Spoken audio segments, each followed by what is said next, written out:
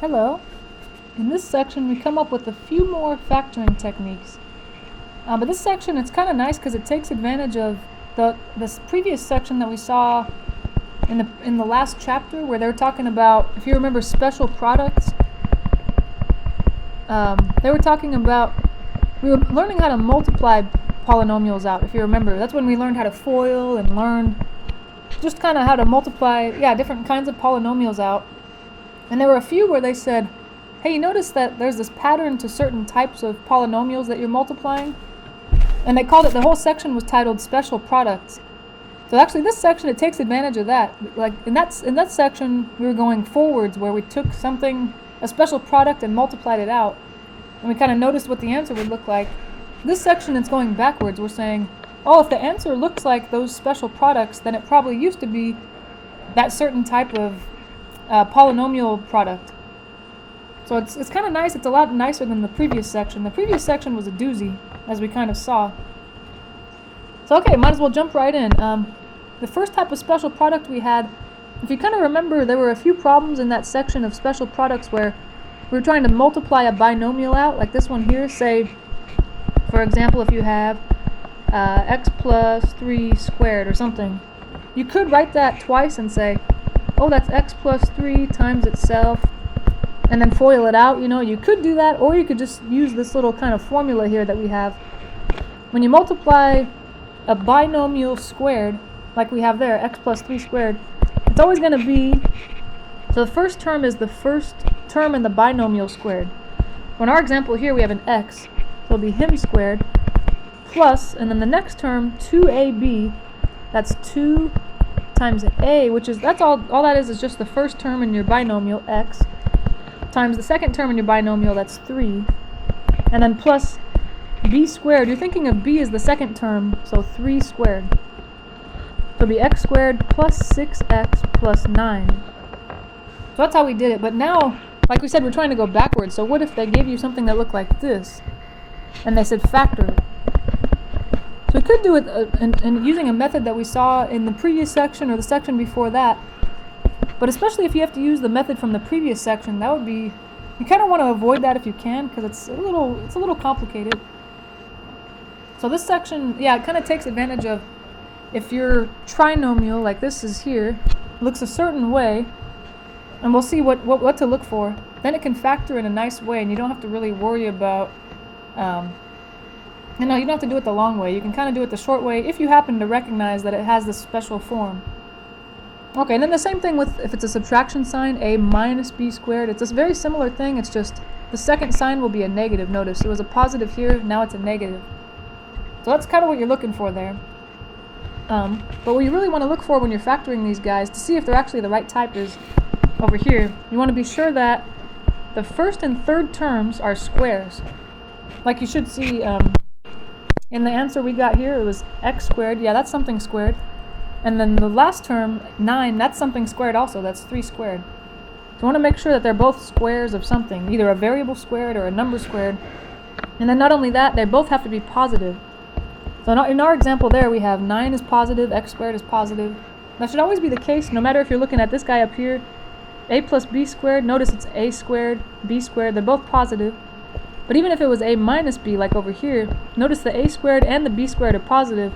It's the middle term that's negative. So no matter which type of binomial you're FOILing here, or you're multiplying by itself or squaring, the a squared and the b squared term should always be positive. That's kind of one way to recognize that you might have the type that we're looking for. And then other than that, you want the remaining second term to be 2 times a times b, where a and b are the roots of a squared and b squared. So it's kind of hard to remember, but maybe we'll kind of see if we can recognize that. We'll see a few examples up here, just here in example 2, just to see if, are these actually the types that they're describing up there. So in part A, let's look at part A. So notice first we want to see that the first term, x squared, that is a square, and the last term, 16, those are both squares of something. They're both something to the power. So we've got kind of most of this first step here down. The first and third terms, they're both squares, but the thing that kind of makes it not work is it says that both have to be positive.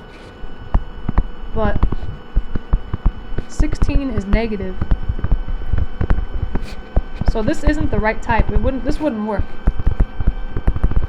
It isn't, yeah, I'll just say it isn't the right type. So if we were trying to factor this guy, we couldn't use this method that we're talking about here. We'd have to use one of the methods from the previous section or the section before that. Okay, let's see about part B, if that's the right type. So notice the first term, x squared, that is a square. And the last term, those are both squares. 25 is 5 squared. And they're both positive. So actually step 1, or that first thing we're supposed to check, works because they're both squares of something, x squared and 5 squared. And they're both positive as well. We only have one more thing to check. Step 2 says the remaining term, the term in the middle, it should be 2ab, where a and b are the roots of a squared and b squared. So think of, I guess, what's the square root of the first term, kind of? That's what you're thinking about. Well, the square root of x squared, a square root and a square are opposite, so it would just be x. And I guess another way to think of it too is, you're looking at the first term and saying, what can you square and get that thing, you know? What did you square to get x squared? Well, it was x. And then the same thing with the other guy, 25, what's his square root? Or what can you square and get 25? It would be 5. Okay, so if this was the right form, the middle term would look like 2ab. And then you're thinking of the first value you just got as a, and the second one as b. So this is going to be the right form. 2 times a is x times b is 5. I don't think that's going to work, because 2 times x times 5 is 10x. And that's not what you see here. It's supposed to be a 10x there, but it's a 5x. So this is not of the right form either. So the first example, the reason it wasn't of the right form was this minus sign should have been a plus, and I think it would have been fine. But in this one, the problem is this negative 5 in the middle. If that were a negative 10 instead, like we have here, then it would have worked. But because it's a 5 instead of a 10, it's not the right form. Alright, let's look at this last one here. 4t squared minus 12t minus 9m to the 4th. So you notice 4t squared, that's a square of something, because that's 2t in parentheses squared. So that's 2 squared is 4, t squared is t squared. And then the last term, 9m to the 4th, that's also a square, because that's 3m squared in parentheses to the second power. Because if you square 3, you get 9. You square m squared, you multiply the powers, 2 times 2 is 4. So far so good, they're both squares, but the last term is negative again, kind of like in part A. And it's supposed to be positive. Alright, so this guy is not going to work either. So you have to really be careful. There's only certain types that actually work here. But let's try example 3 now. I think some of these might actually work, but we still have to check. Let's look at the very left one here. You got x squared plus 8x plus 16. So notice, okay, first of all, x squared, that is something squared. And then the last term, 16, that's 4 squared. Those are both something squared, so that's good, and both are positive. Alright, so the first thing that we're supposed to check holds true, so we're able to move on to the second one. Now I have to think about what's a. I think the easier way to think of it is, think of a, since you're thinking of the first term as a squared, you just say, okay, if x squared is a squared, I want to get rid of the square basically. What did you square to get x squared? It's just x.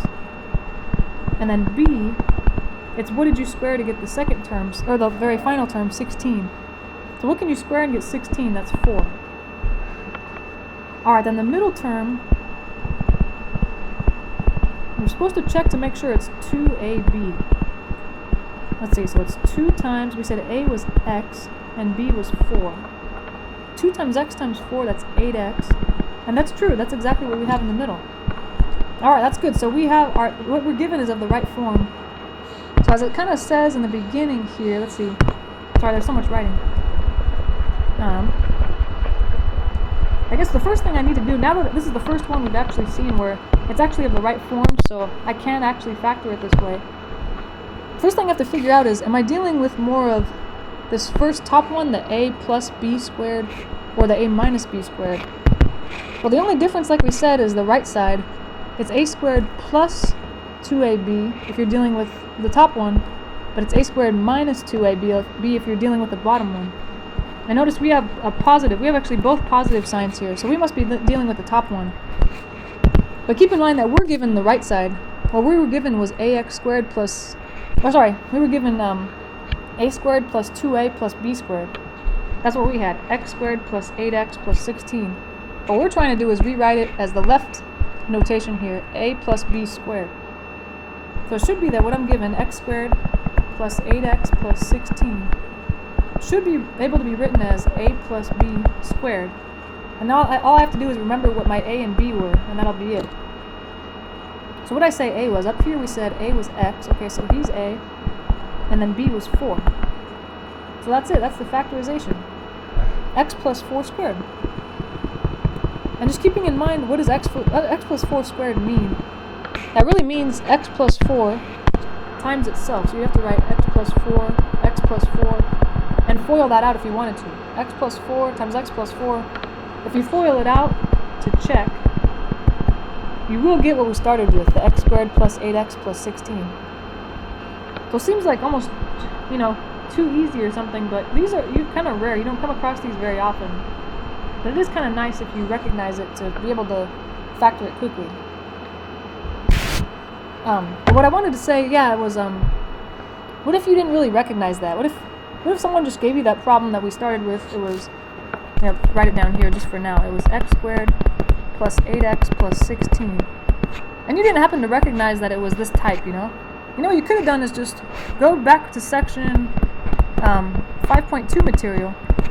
What we did in 5.2 is we just said, okay, the leading coefficient is 1, so this is going to be one of those easy type of problems. It's going to be an x plus something, and then you just say, what multiplies to 16 but adds to 8? Well, the two numbers that multiply to 16 and add up to 8 are 4 and 4.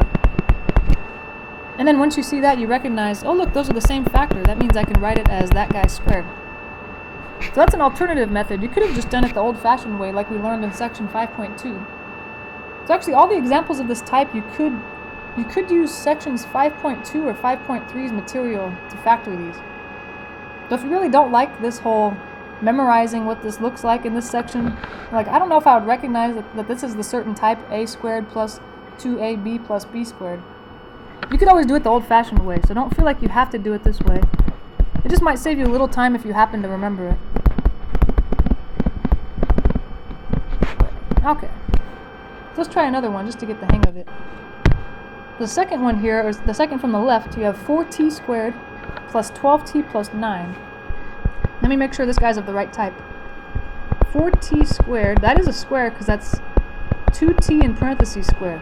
Because you can square the 2 and get 4, you can square the t and get t squared. And the final term, 9, that is a square also, that's 3 squared. So far so good, and they're both positive. I don't see any negative signs, so that's good. Okay, so the first thing that I'm supposed to check holds true. The second thing, let me check that. It should be that the middle term is 2ab. Now remember, a, I guess you can think of a as like this thing. Once you rewrote 4t squared as 2t parentheses squared, that's a. It's just, you're asking yourself, what are you squaring to get this thing? And then b is the thing you're squaring to get the last term, and we already wrote that. So b is 3 there. So that means that as I replace a and b here, a is 2t and b is 3. Since you square a to get the first term, we decided that was 2t, and you square b to get the final term, we decided that was 3. And if you multiply all that out, 2 times 2t is 4t, 4t times 3 is 12t. Just got to make sure, is that actually the middle term I was given? Yes, it is. Alright, that means this guy is of the right form, and now I'm ready to rewrite it. And notice this guy, since the beginning problem I was given, it's all plus signs. So this is going to be more like the last one, where it's going to look like a plus b squared. That's how it's going to factor. And I don't have to think very hard at this point because I've already written out what a and b are. We said up here a was 2t, so I'm going to replace a with 2t, and then we said b was 3, so I'll just replace b with 3. So it really isn't too bad, it's just a matter of trying to remember what to look for, to make sure it's of the right form. That's the tricky part. And all the red writing that I write in the top half of this problem, this can be just something that's going on in your head. You don't have to write that part out. And I don't know how long that would take you to think of, but once you think of all that, you make sure it's of the right form. All you're really having to write out is the answer, really. So a lot of it is memorizing if you want to see if that's worthwhile to you. Alright, let's look at the third one now, the third from the left. You got 16y squared minus 56yz plus 49z squared. You know what, this one, look at this guy, he's got huge numbers. And if you wanted to factor this the old-fashioned way, like if you said, hey, I don't know about this method seems like a lot to remember, you'd actually have to use the method from section 5.3. Remember, in the previous section we did grouping. We have to draw this x thing, and you have to multiply a times c. But look at a. A is 16, and c is 49. Can you imagine what a times c is? That's going to be huge. And then you got to think about, oh, what numbers multiply to that ugly number, and then add up to the middle guy, negative 56? Oh my gosh, that would be a nightmare. So I think this example is a perfect example of why this method is nice, and if you happen to memorize it, it's going to save you a lot of time on ugly problems like this. Alright, but let's see if this one is of the right form. You got first, is the first term actually something squared? Yeah, 16y squared, you can write that as parentheses 4y squared, because 4 squared is 16, y squared is y squared. The final term, 49z squared, that's also something squared, that's 7z parentheses squared. Alright, so that's good. And then also, both of those terms are positive. Remember, the middle term doesn't have to be positive, that's fine. That'll just mean that it'll factor, instead of like this guy, a plus b squared, it'll be a minus b squared. That's not a big deal though. Okay, then the second thing we have to make sure of is the middle term actually of the form 2ab. So I just kind of remember that I've already kind of written out what a is. 4y, since I rewrote the first term as something squared, a is 4y. And then b must be this thing that I wrote the last term as. b is 7z. I'm going to rewrite this here. 2 times a times b. Remembering that I wrote a was 4y, and b was 7z. So let's see, if I multiply those together, 4 times 2 is 8, times 7 is 56, and there's a y and a z. And that's true, that is the middle term. And don't worry about the negative, he'll be fine. But yeah, just remember kind of that if there's a minus sign between the first and the second term, that'll mean that it's not going to be a plus b squared as your final factorization, it'll be a minus b squared. And that's because it looks more like the second one that we have up here, this guy. As you notice, the right side, what we have, a squared minus 2ab plus b squared. That's kind of what we're given, so we have to rewrite it in this factored form, a minus b parentheses squared. Alright, so now I just have to go back and remember what was a and what was b, and replace them in there. A minus b squared. Alright, a we identified above here was 4y, and then b we identified here it was 7z. So it's 4y minus 7z squared. But remember, that doesn't mean you can't square 4y and square 7z if you want to multiply that out. You'd actually have to rewrite it twice and FOIL that out if you wanted to check. And you would, in this one you actually would get the original problem. So I think we did that one right. And like we said, that was a good example of one that was definitely worth remembering this method for, because this one would have been so ugly if you did it the long way. Man, it would have been bad. Alright, let's try this last one, and then we'll move on to a different technique. It's actually really useful. Really useful. Let's try this last one here. Factoring the last one, you know what? This one's not going to work, right? Look at this guy. I'm supposed to check to see if the first term is something squared. Nope. 10 is not something squared, right? I don't think so. This one's not going to happen. That doesn't necessarily mean that this is a prime thing. It just means that this method doesn't work. We'd have to use a different method. Anyway, so that's basically it. Yeah, use a different method. Probably one from yesterday, the problem we did in the previous section. Yeah. So, okay. This next method is even more important because this method, there's actually no other way to factor other than the way we're about to learn. So there are certain types of factoring problems that we'll come across, and there's no other way to factor it except what we're about to go over. So, whereas the previous method we just learned in this section, we said, it's good, it's useful and it's helpful, but there's always another way to do it. The methods from the previous two sections will actually make it so that this method, or that previous method, wasn't really necessary. But I can't say the same thing about this method. This one you have to know. There's no other way to factor these guys other than using this method. Alright, but this is another one that came from special products. So I don't know if you kind of remember, in the special products section, we took something like, I don't know, we looked at x minus 5, x plus 5. And then we FOILed it out, we said, we FOIL it out, that's x squared plus 5x minus 5x minus 25. And then we said, oh look, the 5x's cancel, and it just ends up being x squared minus 25. So it's like the outer and the inner cancel. Well, again, remember in this whole chapter we're trying to go backwards. We want to start with something like this guy, x squared minus 25, and try to remember that it factors into these guys. What we have to do is kind of recognize that if you have a binomial like this, of this form, something squared minus, and notice this is something squared also, 25 is 5 squared. So if you have a binomial of that form, like it shows here, a squared minus b squared, it can always factor into a minus b, a plus b. Just like we kind of have here, a squared minus b squared. So we're thinking of a is x, and b is 5. That's a minus b, a plus b. And notice there's, right below it, it shows something else, but the second part is kind of redundant. Because notice the only difference is I switched these two. Instead of a minus b, a plus b, I put a plus b, a minus b.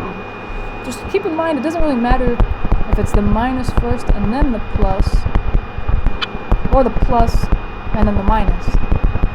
So just keep in mind, it doesn't matter. Whichever one you kind of like better, you like to see the plus first or the minus first. Yeah, it doesn't really matter. I usually just stick with the top one, minus first and then plus.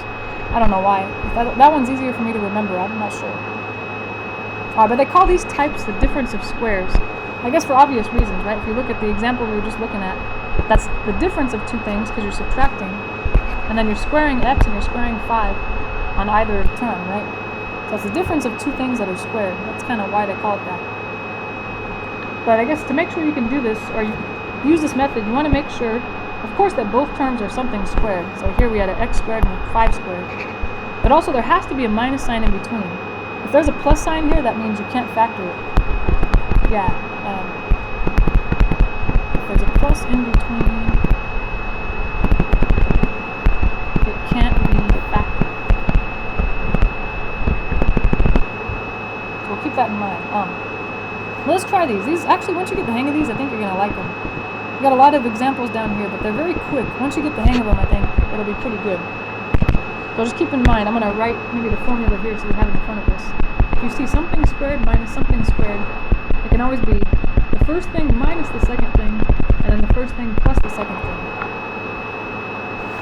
Okay, so maybe just for the first few examples here, I'm actually going to write out what A is and what B is, and then we'll fill it in.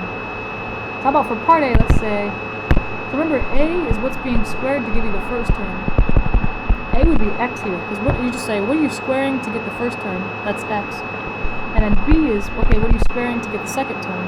Well, 7 squared is 49, so that must be B. So our factorization, kind of what we want to write is this thing here, A minus B, A plus B. So it's going to fill in A and B, A with x and B with 7, and we'll be good. A is x here, B is 7, and that's it. So if you were to FOIL that out, you would get what we started with, the x squared minus 49. There we go. Alright, let's try that again over on part B. In this example, A is what you square to give you the first term. So I ask myself, what can I square and get 36? That's 6. And then B is, okay, what can you square and get the second term? That's just A, lowercase a. Because A squared is the square of A. Alright, so now we know our factorization is going to look like A minus B, A plus B. Alright, where A is 6, so that'll go in the first spots. And then B is A, so that'll go in the second spots. And when you factor, you don't have to have it in descending order of powers. Like if you're looking at this guy and you say, wait, the constant term is on the left and then the A is on the right? That doesn't look good. With problems like this, it's okay to leave it like that. Just the way they gave it to you is probably, it's fine, yeah. You can leave it in that order. They didn't give us the problem in descending order of powers, right? They gave us 36 is the constant term, and then they gave us the square term. So it's kind of out of order, or seemingly out of order. But, it's okay. Let's try the next one here. You notice the next one, there's something weird about this guy, part C. There's a plus in the middle. There's a That's called, and you can call that if you want, the sum of squares, because sum means add. But just remember what we said above. If it's a plus, it can't be factored. So if someone gave me this problem, they said to factor it, I would just say prime. That's the answer I would give them back. That just means it can't be factored, so I don't know what to tell you. That's about all I can do is say prime. Oops. Alright, let's look at the next one. I think we're getting the hang of this. This might be one of the best factoring techniques. It's kind of nice once you get the hang of it. Alright, part D. Let's try to recognize now what is A. A is where you can square and get the first term, 16x squared. And you can kind of do it one step at a time. You're like, okay, what can I square and get 16? That would be 4. And then what can you square and get x squared? Well, it would be x. So there's A. And then that makes sense, right? You square that, 4 squared is 16, x squared is x squared. And then B should be, what can you square and get 25? Well, that would be 5. And then the factorization should look like we said, A minus B, A plus B. We'll just fill in the A with 4x and the B with 5, and that should be it. 4x goes in the front, 5 goes in the back. Bada bing, bada boom. Beautiful. And this one, notice you can't write that as something squared like in previous problems, because these aren't really the same binomial. One has a plus and one has a minus. So that's really as good as it gets. You can't rewrite that any nicer. Alright, let's try this next one. Maybe we'll make this one quicker because we want to get the hang of this here. Remember that it's always going to be A minus B, A plus B. So I'm just going to remind myself, what's A here? A is what can you square and get 4m squared? That would be 2m, right? Because 2 squared is 4, m squared is m squared.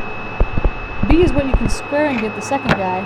So you say, okay, what can I square and get 81? That'd be 9. What can I raise to the second power and get n to the sixth?